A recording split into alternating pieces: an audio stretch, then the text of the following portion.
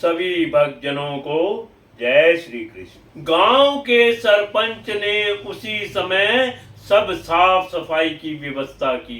जो तकिया बिस्तर चद्दर चाहिए थी, जो सुलभ हो सका, सब पहुंचा दिया। तूने ये करना है, तूने ये करना है, सबकी ड्यूटी लगा दी। नारद जी व्यास जी को सुना रहे हैं, व्यास जी मैं भी उस समाज में बैठा हुआ था। मैं और मेरी माँ को मुझे भी संतों की सेवा में लगा दिया गया कि यहाँ धर्मशाला की साफ सफाई ये देवी करेगी। और फिर वो गांव का मुखिया मेरा हाथ पकड़कर मुझे उन संतों के सामने ले गया।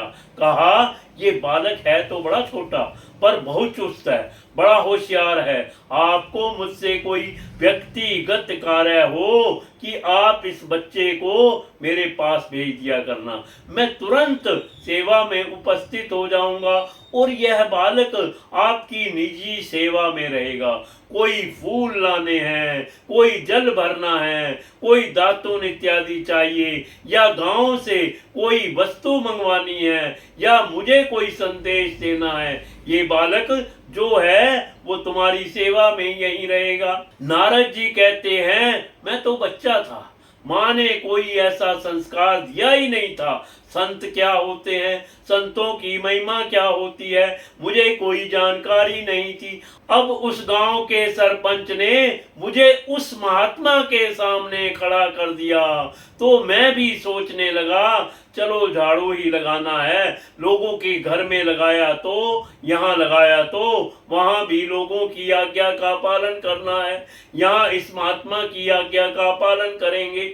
ठीक है, उस महात्मा ने ऐसी करुणा भरी दृष्टि से मुझे देखा और उसकी नजरों में क्या था मैं उस समय समझ नहीं पाया, लेकिन मुझे अपनापन सा लगा, पर मैं इस रहस्य को समझ नहीं पाया। संतों का चातुर्मास प्रारंभ हो गया। संतों ने नियम बनाया, प्रातः काल ब्रह्म मुहूर्त में वो जग जाते थे। अपने संध्या पूजन करके, पाठ पूजन करके, कुछ हल्का फुल्का जलपान करके वो बाहर एक पेड़ के नीचे जो चौपाल बनी हुई थी उस पर आकर के बैठ जाते। मुखिया संत, बाकी संत भी अगल बगल विराजमान हो जाते और सूर्य उदय के साथ गांव के लोग इकट्ठे हो जाते और कुछ देर के लिए महासत्संग होता। नारद जी कहते हैं व्यास जी मेरी समझ में कुछ नहीं आता था, पर सब बैठे हैं तो मैं भी बैठ जाता था। संत वेद वेदांतों के सूत्रों पर, ब्रह्म सूत्रों पर चर्चा करते थे सुबह सुबह, और कुछ गांव के जानकार लोग समझते थे और कुछ नहीं समझते थे, पर मुझे तो केवल समय व्यतीत करना है। मैं ऐसे सामने बैठा पागलों की तरह उन्हें देखता रहता, सब कुछ मेरे ऊपर से निकल जाता था।